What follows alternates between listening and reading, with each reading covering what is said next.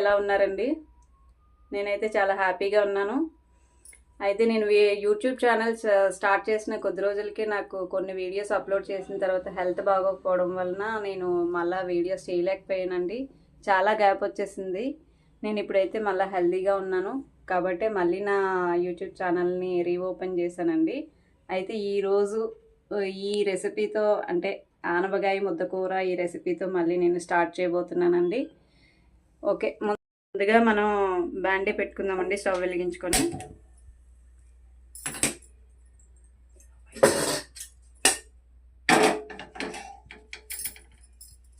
బాండీ వేడెక్కాక కొద్దిగా ఆయిల్ వేసుకుందామండి. నేనైతే ఒక 4 టీ స్పూన్స్ వేసుకుంటున్నాను.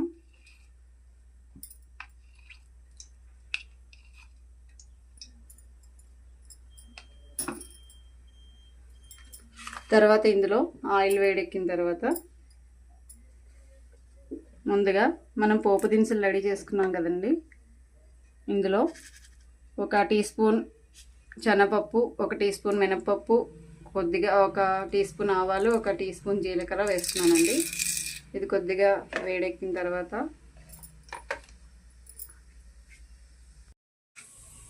ఓకే అండి, పోపు వేగిపోయింది కదా. ఇందులోని నేను 1 ఉల్లిపాయ కట్ చేసి వేస్తున్నానండి. ఒకటే వేస్తున్నానండి, ఎందుకంటే 1/2 కేజీ మాత్రమే తీసుకుంటున్నాను ఆనపకాయని, అందుకని ఉల్లిపాయలు ఒక్కటే తీసుకున్నాను. ఉల్లిపాయ కట్ చేసి వేస్తున్నాను.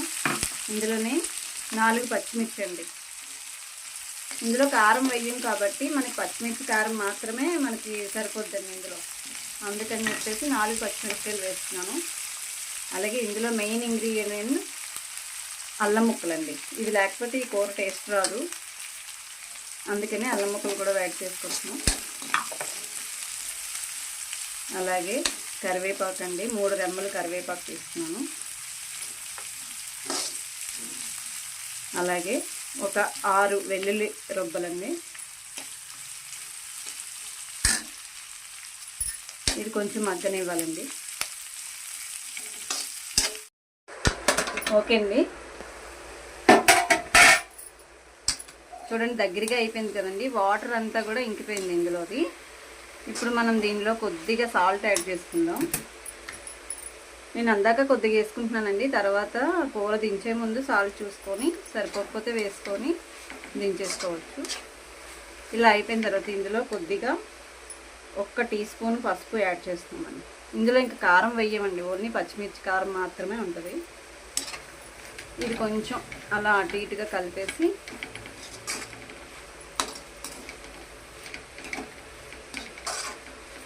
ఇందులో 1 కప్పు పాలు పోసుకుంటామండి.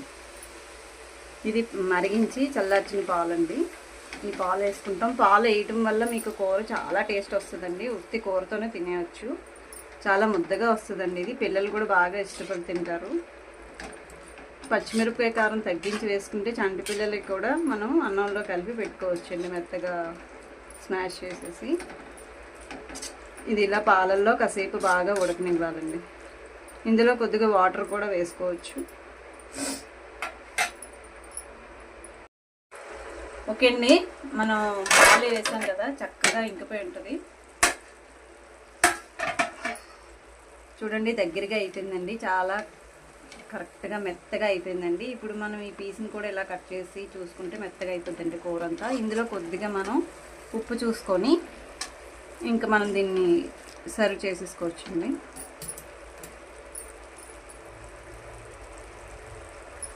ఉప్పు సరిపోయిందండి, కరెక్ట్గా చక్కగా ఉడికిపోయిందండి.